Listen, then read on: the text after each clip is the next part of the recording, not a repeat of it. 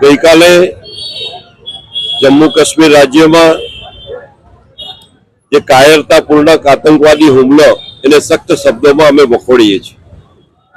સ્વર્ગસ્થ શૈલેષભાઈ કણથિયા અને જે શહીદ થયા છે તમામ ભારતીય નાગરિકોને શ્રદ્ધાંજલિ અર્પિત કરીએ છીએ અને આજે અડાજણ વિસ્તારમાં મૌન રેલી મારફત એને ભાવપૂર્વક શ્રદ્ધાંજલિ અર્પિત કરીએ છીએ.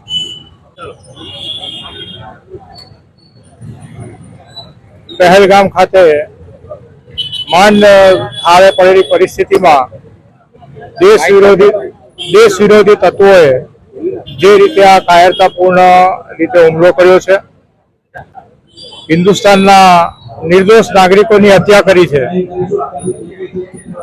તે બદલ અમે દુઃખની લાગણી વ્યક્ત કરીએ છીએ.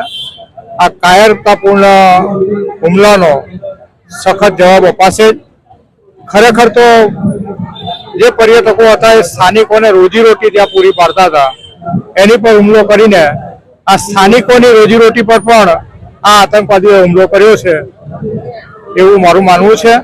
અને આ હુમલાને હું સખત શબ્દોમાં વખોડી કાઢું છું.